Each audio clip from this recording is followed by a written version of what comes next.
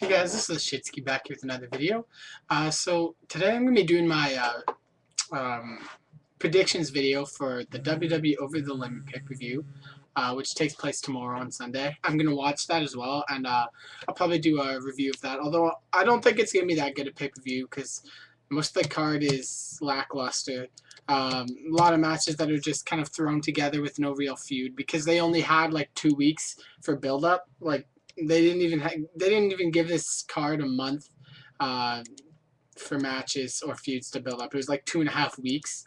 So I don't know. It's really just a lot of matches they just kind of threw in there. First match: Sin Cara versus Chavo Guerrero. If this had a little bit more of a rivalry to it, like how they built this up a few months ago, this would be a good match. Or like started going, but they just started it like 2 weeks ago. I'm interested to see what happens. I like where this could go. Sin Cara being the good guy, Chavo the bad guy. They did. This might be a recreation of when Chavo Guerrero and Rey Mysterio had that feud, which culminated in that I Quit match between Rey Mysterio and Chavo, and Rey fucked up when Chavo fucked up Rey's leg really badly. That was actually a really, really good feud. I really enjoyed that feud. So if they could recreate that with Sin Cara, it would be great. Because Sin Cara's like a younger version of Rey Mysterio. So, and Chavo being the veteran Mexican wrestler, they could do something really great there. I'm hoping this match is gonna be okay. If it's not that great, I hope at least they continue to build up that feud and don't kill it. Then next, Rey Mysterio versus R-Truth. This match is really only there because John Morrison had to have neck surgery. They were supposed to do a Jomo and Rey Mysterio feud, but that never happened because of John Morrison's neck surgery. So they had to stick someone in there, and I guess they just put Rey Mysterio in that spot. There's not really a feud there. In theory, R-Truth's reason for fighting Rey Mysterio is because he stole his spot in a #1 contenders match. It's not really a reason for a feud. Mysterio, he's not really got anybody to feud, so I guess that makes sense, kind of, but not really. And I mean, I like that they're trying to change up R-Truth's character because really he'd hit a roadblock as a face. Like, he wasn't really going to go anywhere. They're lacking bigger heels on Raw because CM Punk and The Miz and Alberto Del Rio are like the 3 big heels, but they need a few more that aren't necessarily main eventers, but ones that can kind of entertain the fans a little bit. So we'll see what they do with R-Truth's character. I kind of like the darker side of him. I still like him as a wrestler. And he pisses the fans off, which is what you need to do as a heel. But yeah, this match overall is just kind of random. It could be a good match, but this isn't really going to be a legitimate feud because they're just waiting for John Morrison to come back. So it's kind of just a spot filler. But we'll see. Hopefully it's a good match. Divas match, Brie Bella versus Kelly Kelly. I don't have any opinion on the Divas division. It's shit. I hope that what happens is Awesome Kong shit kicks both of them and eventually ends up winning that title, because if Awesome Kong wins the Divas division title, it'll show that it doesn't matter what you look like, that you don't have to have sex appeal to be a good women's wrestler. And maybe the WWE will learn something if they do that, because right now they're just all about sex appeal in the Divas division. No talent, no wrestling whatsoever. It's pitiful. Next, Tag Team Championship, Big Show and Kane versus CM Punk and Mason Ryan of the Nexus. This match, again, there's not really any. It's like a 1 week build-up. I'll be honest with you. I don't like CM Punk in the Nexus because it doesn't do anything for CM Punk. It does stuff for the younger guys that are in the Nexus. It does a lot for Mason Ryan, because he's kind of like Punk's right-hand man. And it does a lot for the younger guys who don't have very much to go. Like, they don't have anywhere to go right now. But Punk, it doesn't do anything for him. I mean, if he was an incredible feud, like if the Nexus was actually feuding with something, like with a different team, or if Punk was in the main event, it would be better. But no, he's just kind of lower mid-card, and this is just kind of stupid. Like, what's it doing for Punk? Nothing. He's not in any sort of feud. He's not pushing for the title. He's just mentoring these young guys, and he hasn't really done anything with them in a while. Like, they just kind of sit around there.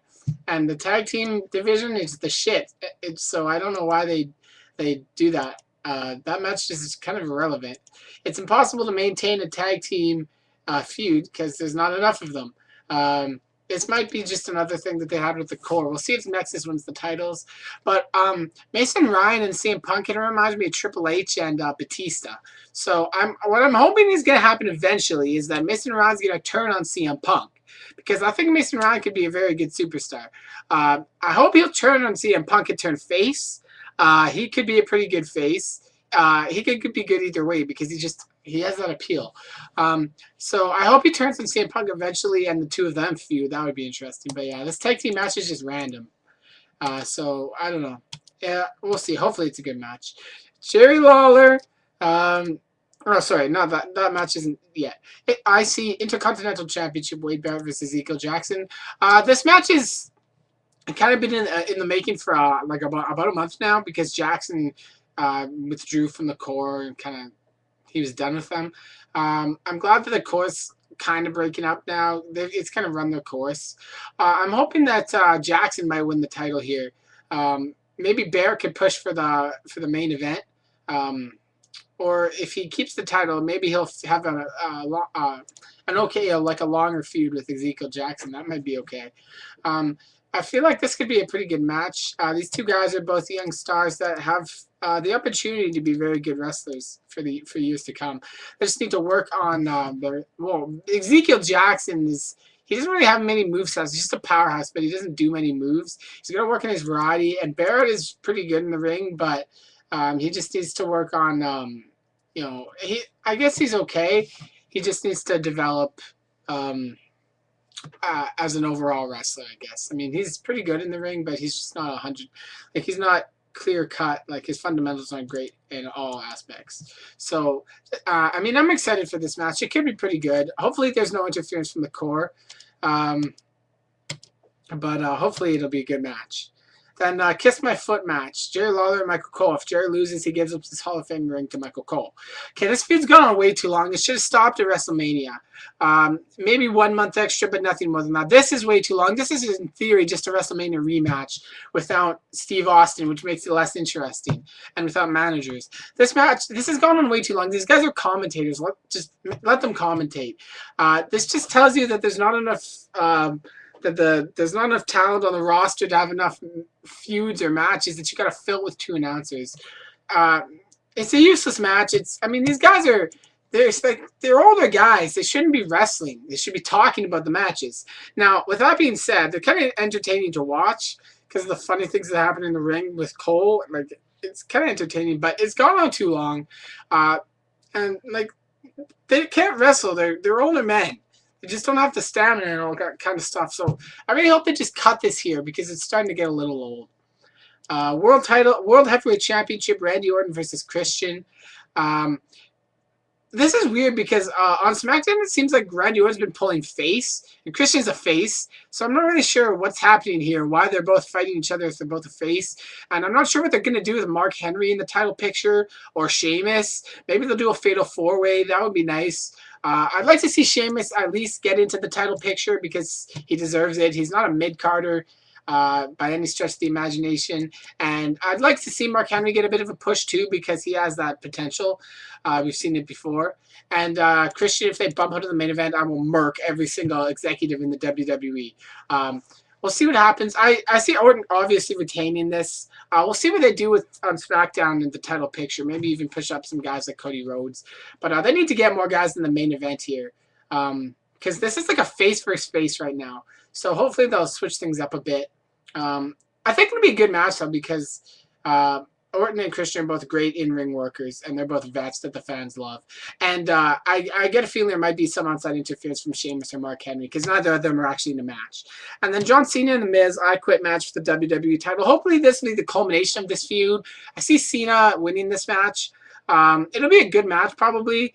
Cena is always really puts up really good matches if it's not a quit match. And The Miz will probably be able to add a few things in there, make it entertaining.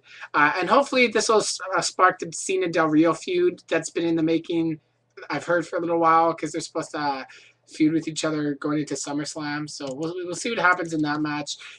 Usually I Quit matches with John Cena are fairly entertaining. I don't think he's ever lost an I Quit match. And The Miz, hopefully he'll be able to put his 2 cents worth in this match. Because they really need to get a good combination. The Miz is not a great in-ring worker, but he can sell things pretty well. And if he can just put in a little bit of action, then Cena can sell the rest of it. So I see Cena obviously retaining though.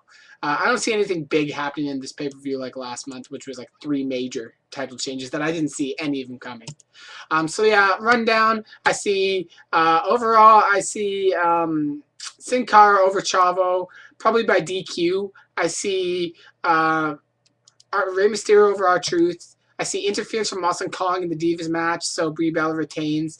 I see Big Show and Kane retaining the tag titles. Wade Barrett retaining the IC title. I hope to God that Jerry Lawler wins the Kiss My Foot match. I see Orton winning the world heavyweight title match, and I see Cena defeating The Miz.